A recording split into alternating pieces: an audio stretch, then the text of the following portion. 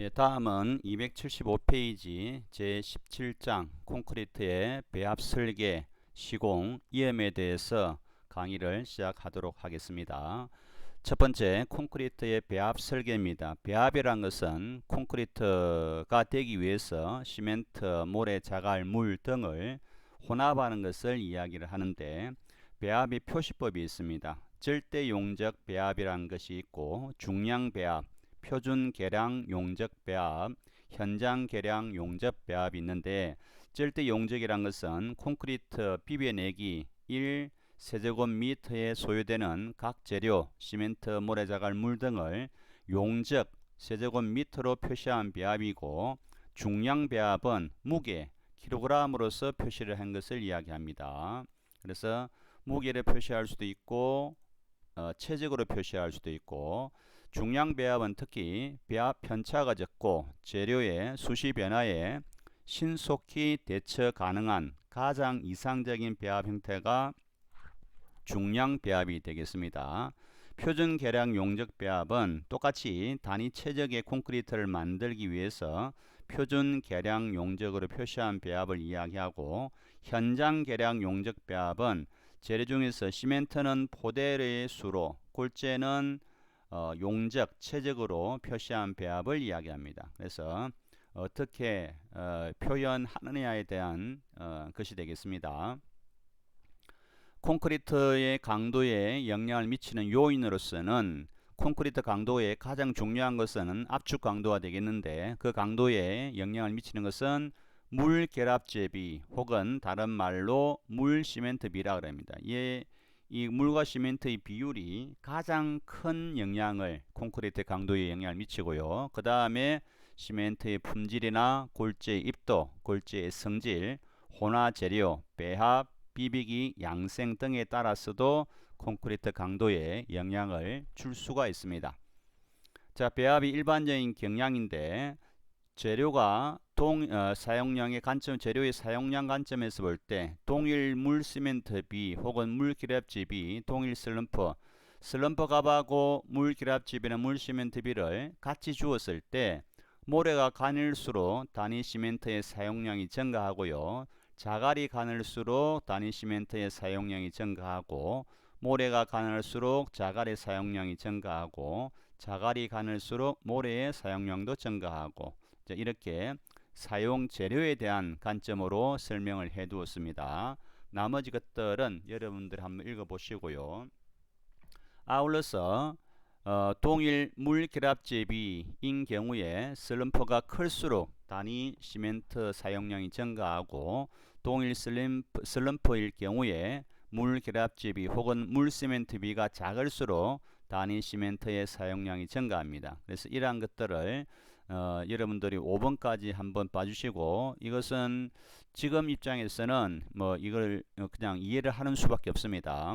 나중에 여러분 현장에 가게 되면은 그 재료 특징을 이해를 하면은 좀 수월한데, 지금은 재료의 사용량의 관점에서 보고요. 다음에 재료 사용 비율의 관점에서는 일정한 물 시멘트 비, 물 결합제 비로 일정한 슬럼프의 콘크리트를 만들 경우에 자갈이 거칠수록 모래의 비율은 증가하고 자갈의 비율은 감소하고, 모래가 거칠수록 자갈의 비율은 증가하고 모래의 비율은 감소하더라. 마찬가지입니다.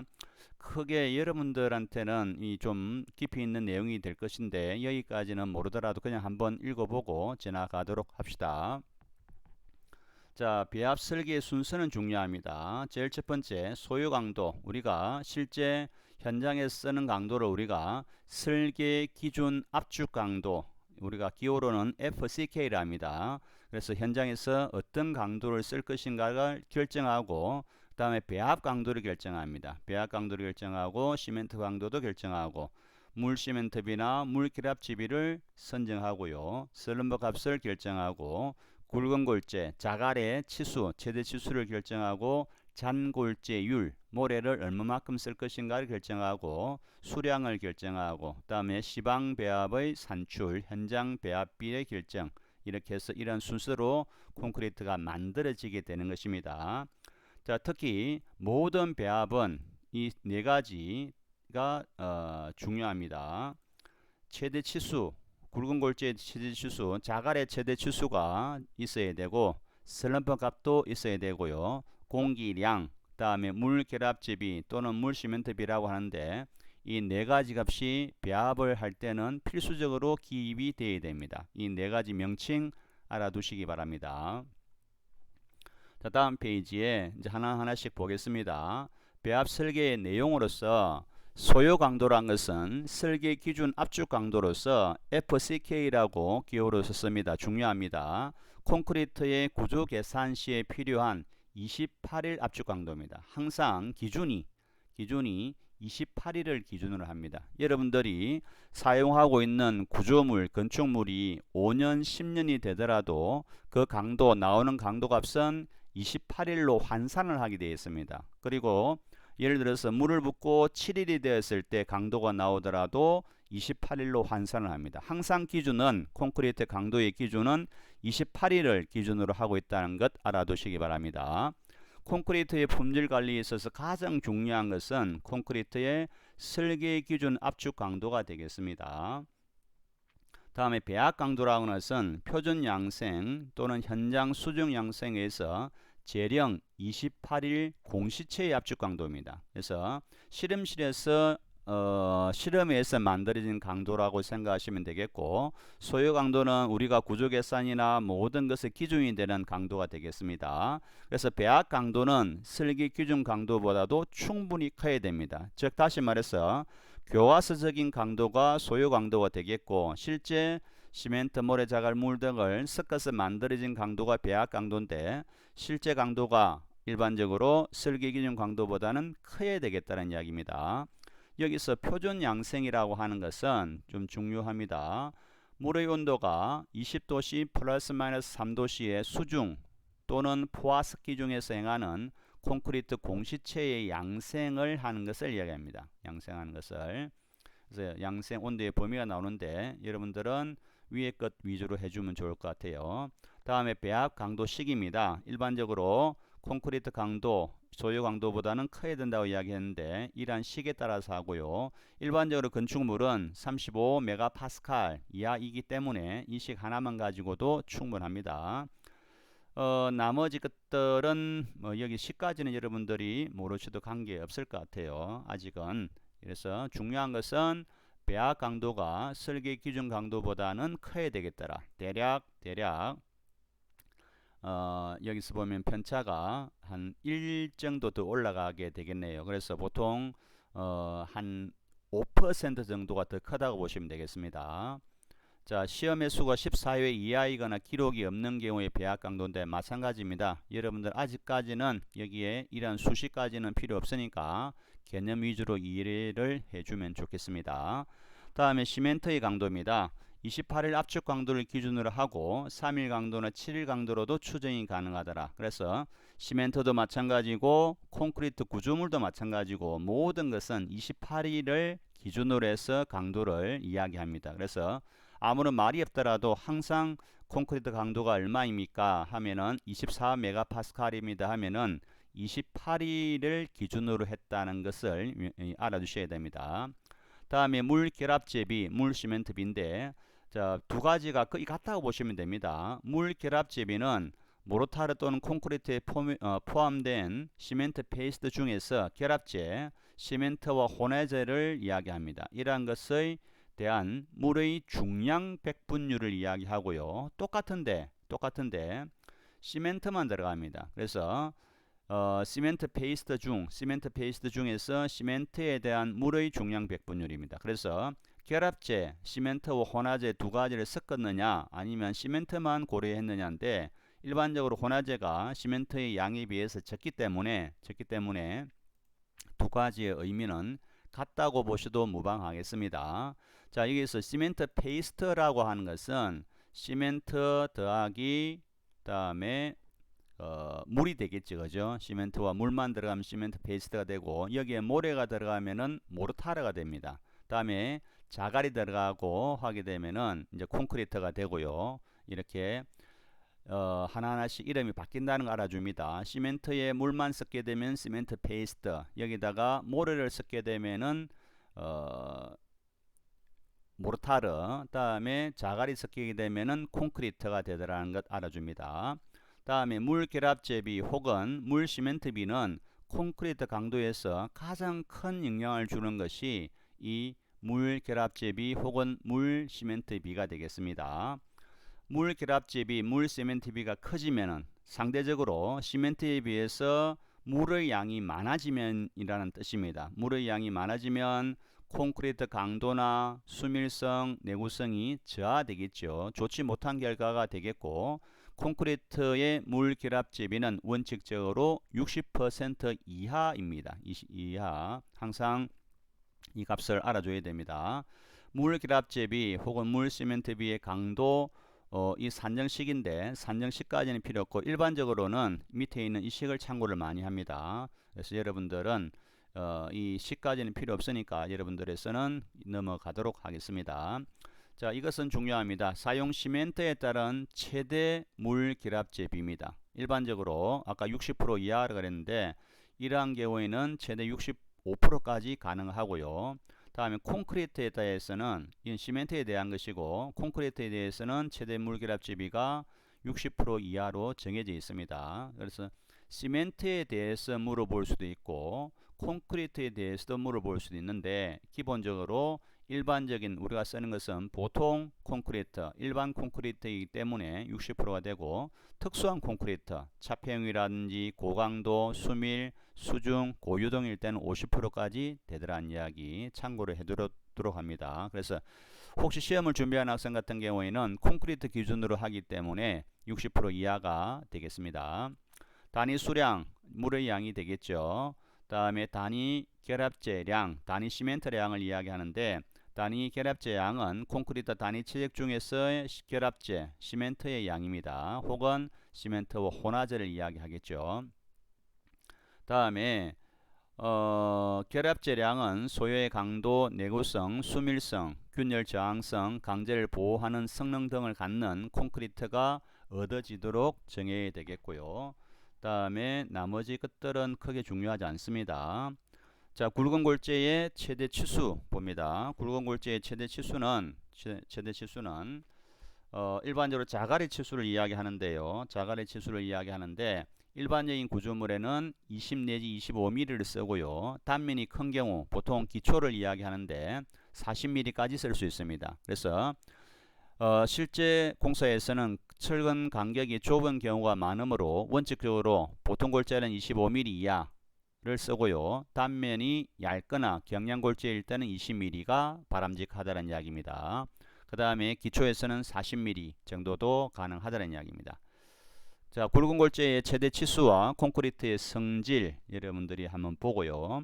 자, 슬럼프 값 중요한 내용입니다. 슬럼프 값 워커빌리티의 양부, 좋고 나쁨을 판단하고 콘크리트의 컨시스턴시를 측정하는 정량적인 수치가 되겠고 일정 범위 내에서 슬럼프 값이 클수록 워커빌리티가 향상되지만 운반, 타설, 다지기 등의 작업에 알맞은 범위 내에서 뗄 수 있는 대로 작은 값이 되어야 됩니다. 물의 양이 슬럼프 값이 크다는 이야기는 물의 양이 상대적으로 많기 때문에 콘크리트 입장에서는 좋지 못한 결과를 나타낼 수 있습니다. 자, 표준 슬럼프 값이 나오네요. 자, 여기서 건축공사에서는 기본적으로 180mm 이하입니다. 그래서 일반적으로 철근 콘크리트가 대부분이기 때문에 철근 콘크리트에서 일반적인 경우는 80에서 180까지 적용하고 단면이 큰 경우 보통 기초를 이야기하는데 그때는 60에서 150mm까지 범위가 있습니다. 잔골재율, 잔골재율의 산정식인데 이 식을 좀 알아두셔야 됩니다. 전체 골재, 모래와 자갈을 전체 골재라 합니다. 그러한 용적분해, 잔골재, 모래의 용적을 이야기합니다. 그래서 전체 골재에 대한 잔골재의 용적비를 우리가 잔골재율이라 합니다. 일반적인 경우에 잔골재율은 소요 워커빌리티를 얻을 수 있는 범위 내에서 단위 수량이 최소화되도록 정하고 일반적으로 잔골재율이 작게 되면은 소요 워커빌리티의 콘크리트에 대한 단위 수량이 감소하고 단위 시멘트량도 감소하고 잔골재율이 너무 작게 되면은 재리 분리가 생기고요. 콘크리트가 거칠어질 수 있습니다. 그래서 일정 범위를 하게끔 해야 되고, 장골줄이 증가되게 되면은 간격이 많게 되고 단위 시멘트량, 단위 수량이 증가되는 경향이 있습니다. 마지막으로 공기량입니다. 공기량은 워커빌리티 개선과 동결 융해에 대한 저항을 증대시키게 되겠고, 역할은요, 공기량 증가 시 설버 값은 증가하고 단위 수량과 압축 강도는 감소합니다. 그래서 장점이 있고 단점이 있는데 이 두 가지가 서로 상쇄하는, 장단점이 서로 상쇄하는 경향이 있어서 콘크리트의 전체적인 강도에는 큰 영향을 주지 않습니다. A제나 A 감수제, 고성능 A 감수제를 사용하고 콘크리트 공기량은 4 내지 6%의 값이라는 것 알아두셔야 됩니다.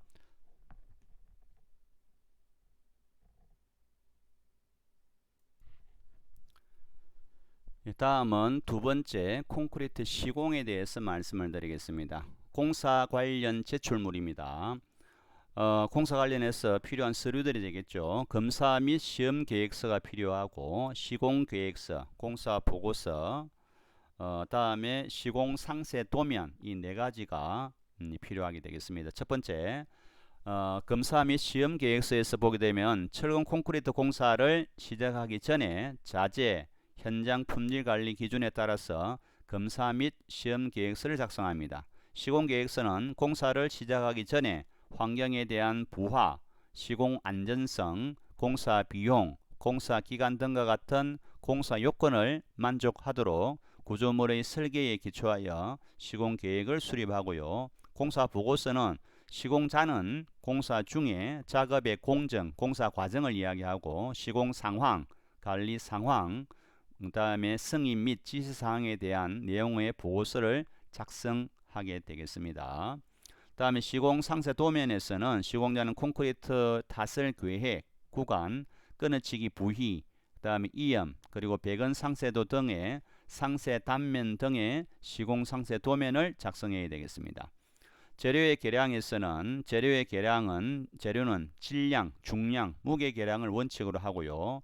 다음에 재료의 계량은 현장 배합에 의해서 실시가 되겠습니다. 계량 오차는 필요 없습니다. 자, 계량 장치는 좀 알아두셔야 됩니다. 물을 계량할 때는 오버플로우식, 사이펀식, 플로트식이 있고, 다음에 이너데이트라는 것은 모래의 용접 계량 장치 이름이 그렇습니다. 워셔크레트라는 것은 물 결합집이, 물 시멘트비를 일정하게 유지하면서 재료를 계량하는 장치를 워셔크레트라고, 디스펜서는 A제의 계량 장치, 공기량을 측정하는 것을 이야기하고, 워싱턴 미터, 에어 미터라는 것은 굳지 않은 콘크리트 중에 공기량을 측정하는 것을 이야기합니다. 그래서 특히 워싱턴 미터 같은 경우에 혹은 에어 미터가 시험에 한 번씩 나오는 경우가 있습니다.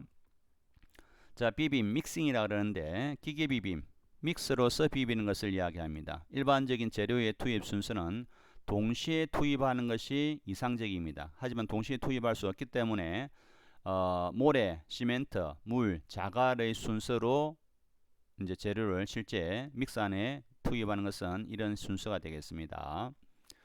비빔 시간의 최소 시간은 가경식 믹서일 때는 1분 30초 이상, 강제식 믹서일 때는 1분 이상을 표준으로 하고 1시간의 비빔 횟수는 20회 정도가 되겠습니다. 여기서는 여러분들은 기계 비빔에서는 재료가 동시에 투입되는 것이 이상적이고 그렇게 할 수 없기 때문에 모래, 시멘트, 물, 자갈의 순서로 투입하더라는 것. 다음에 손비빔, 여러분들이 직접 삽을 들고 직접 비비는 것을 이야기합니다. 일반적으로 모래, 시멘트, 자갈을 금비빔이라 합니다. 물을 넣기 전에는 모래, 시멘트, 자갈을 섞어서 3회 정도 비비고 다음에 물을 붓고 4회 이상 비빕니다. 그래서 물을 붓기 전에를 우리가 금비빔, 물을 붓고 난 이후를 물비빔이라는데 3회와 4회 이상 비벼줘야 되겠다는 이야기입니다. 믹서의 종류입니다. 드럼 믹서, 가경식 믹서, 강제 혼합 믹서가 있는데 여기 믹서의 종류까지는 필요 없고요. 여러분들은 배치 플랜트 봅니다. 요즘은 대부분이 이제 레미콘 차를 이제 움직이기 때문에 아마 여기에 해당이 될 겁니다. 배칭 플랜트라는 것은 한 비빔분의 재료를 넣는 설비를 플랜트지, 그죠? 그래서 배칭 플랜트라 그러고 믹싱 플랜트는 배칭 플랜트의 비빔 설비를 한 것을 이야기합니다. 배처 플랜트는 배칭 플랜트와 믹싱 플랜트 등과 같은 이들 각 설비를 기능적으로 구성한 것을 배처 플랜트라 합니다. 물, 시멘트, 골재 등을 정확하고 능률적으로 자동 중량 계량하여 혼합하여 주는 기계 설비를 총칭해서 배처 플랜트로 합니다. 그래서 이름이 비슷하기 때문에 한 번씩 물어보는 경우가 있습니다. 크게 저는 여기는 중요하다고 생각하지 않습니다. 자, 다시 비빔과 대비빔이 있는데 이것은 용어 정의를 좀 해둬야 됩니다.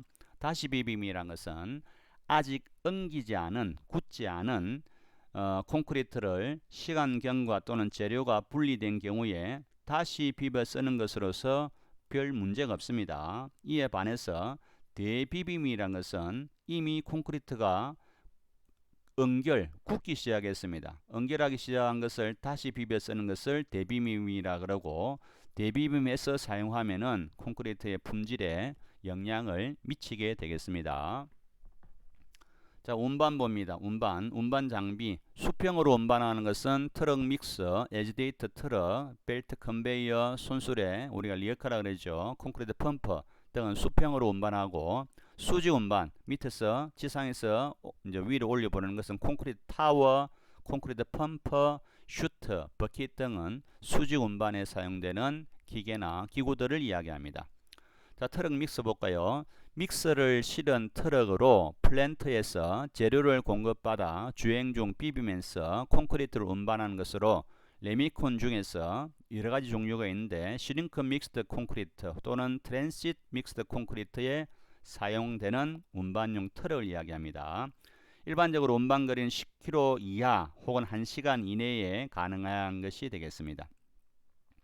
자, 에지데이터 트럭은 배처 플랜트에서 적재한 콘크리트가 분리되지 않도록 섞으면서 운반할 수 있도록 한 것으로서 레미콘 중에서 센트럴 믹스드 콘크리트에 사용되는 운반 트럭입니다.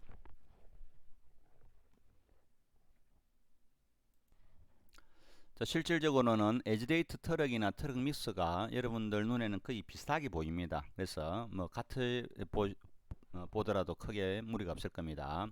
벨트 컨베이어, 연속적으로 운반하는 장비를 이야기하고요. 콘크리트 펌프는 지상에서 레미콘에서 콘크리트를 부어주면은 밑에서 위로 이제 보내주는 것을 이야기합니다. 그래서 콘크리트 펌프에 피스톤을 이용해서 연속적으로 압송하는 것으로서 지상에서 위로 작업장으로 올려 보내주는 것을 이야기합니다. 압송 방식의 종류를 보게 되면은 공기 압축식입니다. 압축 공기의 압력을 이용해서 올려보내는 것.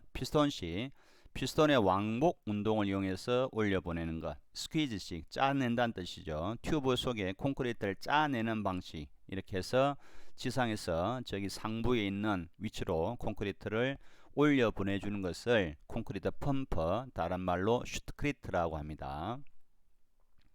자, 콘크리트 타워입니다. 이렇게 콘크리트를 레미콘 차에서 받아서 위로 올려 보내서 타워오프 타고 다음에 슈트라 그러는데 이것을 타고 플로우오프를 통과해서 리어카, 우리가 손이 말하는 손차에 부어서 타설하게 됩니다. 그래서 믹서, 버킷, 타워 호퍼, 경사 슈터, 다음에 플로우 호퍼, 손차, 리어카, 타설의 순서가 되겠고요.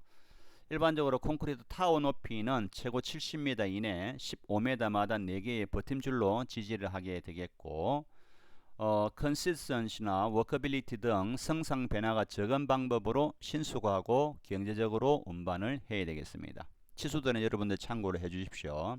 자, 슈터입니다. 슈터는 콘크리트를 부었을 때 자연스럽게 스스로 흘러내려가게끔 경사가 있어야 되고, 다음에 둥근 형태가 되겠습니다. 타설하는 콘크리트를 중력으로 스스로 이동시키는 U자형의 홈통이나 관을 이야기하고요. 슈터는 수직형 슈터가 있고 이것을 사용하지 못할 경우에만 경사 슈터를 사용합니다. 경사 슈터의 각도는 30도 이상의 경사가 되어야 잘 흘러내려가게 되겠죠.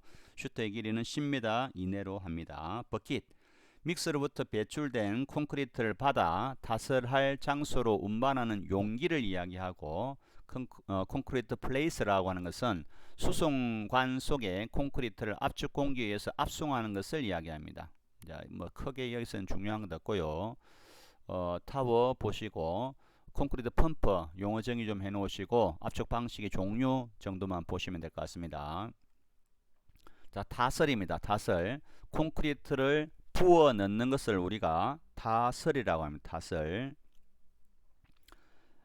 콘크리트는 콘크리트가 위치하는 장소에서 가능한 가까운 곳에서 타설을 하고요. 콘크리트를 타설하기 전에 배관, 거푸집 등을 점검하고 청소 및 물추기기를 합니다.